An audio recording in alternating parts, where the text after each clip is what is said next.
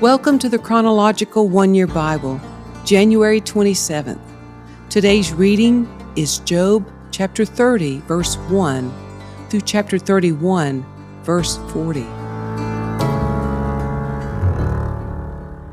Job continued, "But now I am mocked by people younger than I, by young men whose fathers are not worthy to run with my sheepdogs. A lot of good they are to me, those worn-out wretches. They are gaunt from poverty and hunger. They claw the dry ground in desolate wastelands. They pluck wild greens from among the bushes and eat from the roots of broom trees. They are driven from human society, and people shout at them as if they were thieves. So now they live in frightening ravines, in caves and among the rocks. They sound like animals howling among the bushes, huddled together beneath the nettles. They are nameless fools, outcasts from society. And now they mock me with vulgar songs. They taunt me. They despise me and won't come near me, except to spit in my face. For God has cut my bowstring. He has humbled me, so they have thrown off all restraint. These outcasts oppose me to my face. They send me sprawling and lay traps in my path. They block my road and do everything they can to destroy me. They know I have no one to help me. They come at me from all directions. They jump on me when I am down. I live in terror now. My honor has blown away in the wind, and my prosperity has vanished like a cloud. And now my life seeps away.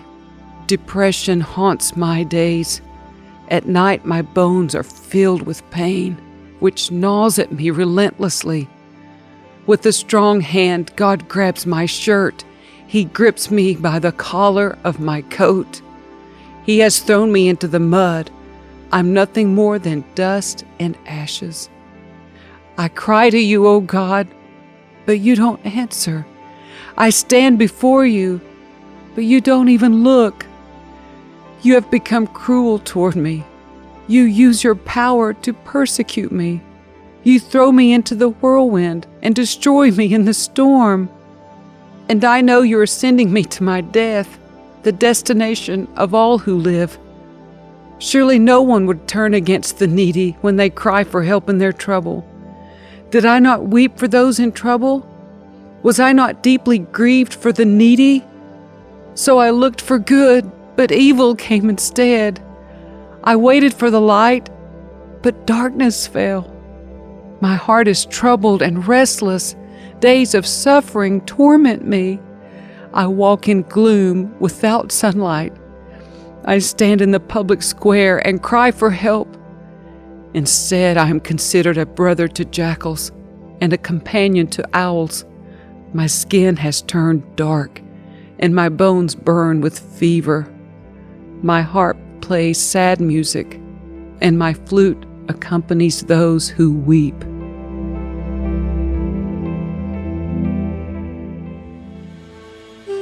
I made a covenant with my eyes not to look with lust at a young woman. For what has God above chosen for us? What is our inheritance from the Almighty on high? Isn't it calamity for the wicked and misfortune for those who do evil? Doesn't He see everything I do and every step I take? Have I lied to anyone or deceived anyone? Let God weigh me on the scales of justice, for He knows my integrity. If I have strayed from His pathway, or if my heart has lusted for what my eyes have seen, or if I am guilty of any other sin, then let someone else eat the crops I have planted. Let all that I have planted be uprooted. If my heart has been seduced by a woman, or if I have lusted for my neighbor's wife, then let my wife serve another man. Let other men sleep with her. For lust is a shameful sin, a crime that should be punished. It is a fire that burns all the way to hell. It would wipe out everything I own. if I have been unfair to my male or female servants when they brought their complaints to me, how would I face God? What could I say when He questioned me? For God created both me and my servants. He created us both in the womb. Have I refused to help the poor or crushed the hopes of widows? Have I been stingy with my food and refused to share it with orphans? No. From childhood, I have cared for orphans like a father, and all my life I have cared for widows. Whenever I saw the homeless without clothes and the needy with nothing to wear, did they not praise me for providing wool clothing to keep them warm? If I raised my hand against an orphan, knowing the judges would take my side, then let my shoulder be wrenched out of place. Let my arm be torn from its socket. That would be better than facing God's judgment. For if the majesty of God opposes me, what hope is there?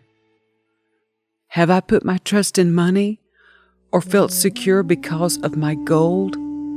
Have I gloated about my wealth and all that I own? Have I looked at the sun shining in the skies, or the moon walking down its silver pathway, and been secretly enticed in my heart to throw kisses at them and worship? If so, I should be punished by the judges, for it would mean I had denied the God of heaven.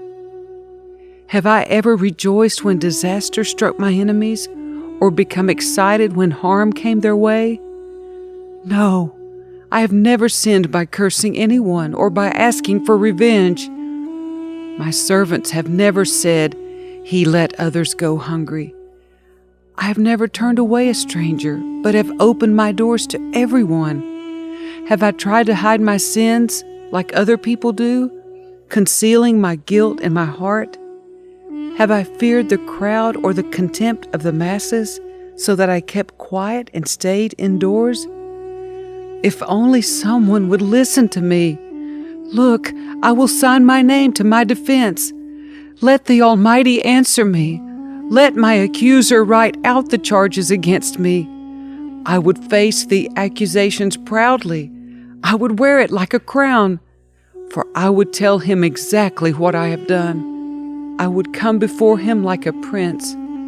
If my land accuses me, and all its furrows cry out together, or if I have stolen its crops or murdered its owners, then let thistles grow on that land instead of wheat, and weeds instead of barley.